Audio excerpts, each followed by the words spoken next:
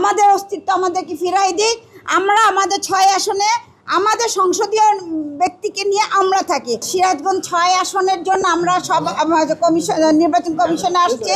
স্বাধীনতা পরে থেকে ২০০১ সাল পর্যন্ত যে আসনটা ছিল, আমরা সেই আসনের পক্ষে আমরা দাবি জানাইছি নির্বাচন অফিসে।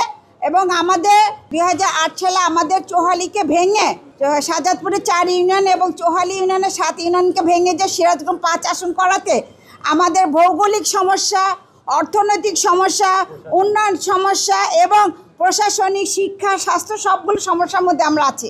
সুতরাং আমরা চাই আমাদের অস্তিত্বটা ঠিক রাখতে। আমাদের অস্তিত্ব আমাদেরকে ফিরাই দিক। আমরা আমাদের ৬ আসনে আমাদের সংসদীয় ব্যক্তিকে নিয়ে আমরা থাকি। আমরা এই চৌহালি থেকে বেলকুচিতে আর দৌড়াতে পারবো না। আমরা এই ১৫ বছরে বেলকুচিতে দৌড়াইতে হয়রান।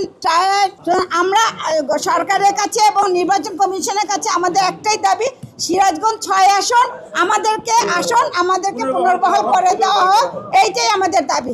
২০০১-এ আমরা ফেরত যেতে চাই। এক্সট্রিম মশার কয়েল প্ল্যান্ট ফাইবার দিয়ে তৈরি, ডেঙ্গু, চিকুনগুনিয়া বাহি সহ যে কোনো মশার বিরুদ্ধে দেয় এক্সট্রিম সুরক্ষা। স্বাধীনতার পর থেকে ২০০১ সাল পর্যন্ত চৌহালি উপজেলা এবং ইনাদপুর থানা আর শাহজাদপুরের পূর্বাঞ্চলের ৪টি ইউনিয়ন ভোট দিয়ে আসছে। আমরা সেভাবে অবস্থিত এবং এই জায়গাটা লাগোয়া। কিন্তু ২০০৮ সালে কিন্তু আমাদের এলাকাটা, সিরাজগঞ্জ এলাকাটা আওয়ামী বিরোধী এলাকা হিসেবে চিহ্নিত হয়। তৎকালীন সরকার ষড়যন্ত্র করে ২০০৮ সালে চৌহালিকে ইনাদপুর সাথে ঢুকে দেয়। আসনটা বিলুপ্ত করে বেলকুচির সাথে ঢুকে দেয়, যার ফলে আসনের এরিয়া হয়ে যায় যমুনা ব্রিজ থেকে শুরু করে অর্থাৎ কোট্টামোড় থেকে শুরু করে দৌলতপুর পর্যন্ত প্রায় ১০০ কিলোমিটার। তারপরেও চৌহালি এবং ইনাদপুর থানা ৮০% নদীতে বিলীন হয়ে গেছে, চর অঞ্চল হয়ে গেছে। বাংলাদেশের সবচেয়ে অনুন্নত এবং অর্থনৈতিকভাবে পিছিয়ে পড়ুন একটা এলাকা। বেলকুচি থেকে কোনো ইনাদপুর এবং চৌহালি থেকে কোনো জনপ্রতিনিধি না হওয়ায় সবসময় জনপ্রতিনিধি বেলকুচি হয়ে আসতেছে, যার ফলে তারা এই আমাদের এলাকায় তারা আসে না, যা উন্নয়ন বেলকুচিতে করে।